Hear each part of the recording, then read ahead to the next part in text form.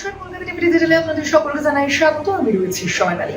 আজ এই ভিডিওতে আপনাদের সামনে রাখবো রাজ্যের আবহাওয়ার খবর। অবশ্যই আমরা দেখেছি ইতিমধ্যেই বসন্তকালের যে পরিস্থিতি, যে আবহাওয়ার ধরন, সেই আবহাওয়ার ধরন কিন্তু কোথাও গিয়ে একটা পাল্টে গিয়েছে। অর্থাৎ শীতের আমেজ যেইভাবে থাকার কথা, সেই আমেজ কিন্তু নেই বলা যায়। শীত একেবারেই বিদায় নিতে চলেছে এবং শুধুমাত্র তা কিন্তু নয়, হয়তো সকালের দিকে সামান্য একটু শীতের অনুভূতি থাকলেও পাশাপাশি বেলা বাড়ার সঙ্গে সঙ্গে কিন্তু এই যে গরমের অনুভূতিটা কিন্তু ক্রমশই বাড়ছে এবং তাপমাত্রাও কিন্তু ক্রমশই বাড়ছে। ঠিক এই প্রেক্ষাপটে এবার আলিপুর আবহাওয়া দপ্তর কি পূর্বাভাস দিচ্ছে, সেই পূর্বাভাসের কথা আপনাদের জানাবো। বসন্তের মধ্যেই কিন্তু ইতিমধ্যেই ঝড় বৃষ্টির পূর্বাভাস দেওয়া হয়েছে আলিপুর আবহাওয়া দপ্তরের তরফ থেকে। অবশ্যই বসন্তকালে কিন্তু আমরা মূলত এই ঝড় বৃষ্টি দেখে থাকি না, এবং কি কারণে এই ঝড় বৃষ্টির পরিস্থিতি সৃষ্টি হয়েছে সেটাও আপনাদের জানাবো। কবে থেকে এই ঝড় বৃষ্টি হওয়ার কথা রয়েছে সেটাও জানাবো।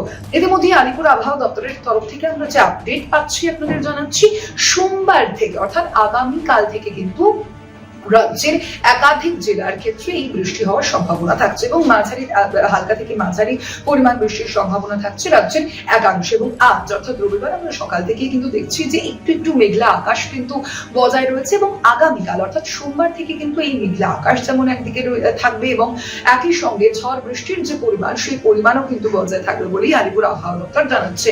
মূলত কোন কোন জেলায় প্রভাব পড়বে আপনাদের জানাবো। দক্ষিণ 24 পরগনা, পূর্ব মেদিনীপুরের বৃষ্টির সম্ভাবনা রয়েছে। বৃষ্টি হতে পারে পশ্চিম মেদিনীপুর এবং বাঁকুড়াতেও। একই সঙ্গে মঙ্গলবার কলকাতা সহ দক্ষিণের 8 জেলায় বৃষ্টির পূর্বাভাস কিন্তু থাকছে। বৃষ্টির পূর্বাভাস দিয়েছে হাওয়া অফিস।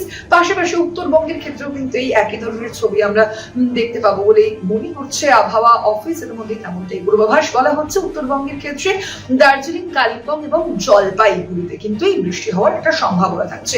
কিন্তু আচমকা কেন এই ঝড় বৃষ্টির সম্ভাবনা, সেই সম্পর্কে জানাবো আপনাদের। বলা হচ্ছে একটি নিম্নচাপের কারণে কিন্তু এই ঝড় বৃষ্টির সম্ভাবনা রয়েছে রাজ্যে। হেমন্তকালে হঠাৎই এই বৃষ্টির যে নেপথ্যে রয়েছে নিম্নচাপ এবং ঘূর্ণাবর্ত।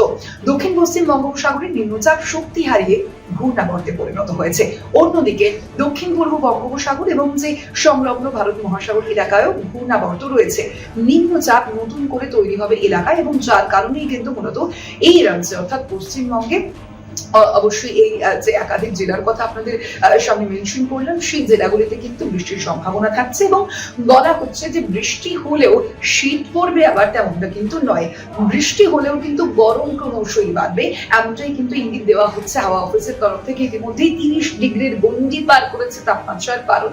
অবশ্যই উত্তরবঙ্গের তাপমাত্রা দক্ষিণবঙ্গের সঙ্গে যে একটা পার্থক্য, সেই পার্থক্য তো থাকবে। তবে পাশাপাশি আরো একটা বিষয় জানাবো যে আপনারা যদি কেউ ভাবেন, যারা শীত প্রেমী মানুষজন আছেন, তারা যদি মনে করেন যে এই বৃষ্টির জন্য শীত একটু একটু করেও ফিরে আসতে পারে, তা কিন্তু একেবারেই নয়। আলিপুর আবহাওয়া দপ্তর বলছে শীতের আমেজ একেবারেই বিদায় নিচ্ছে, এবার শুধু আসবে গরম। অবশ্যই আবহাওয়ার আপডেট তো আপনারা পেতেই থাকবেন কলকাতা টিভি ডিজিটালে। তবে তার পাশাপাশি অন্যান্য সব খবরের জন্য অবশ্যই দেখতে থাকুন কলকাতা টিভি ডিজিটাল রাত দিন 7 দিন।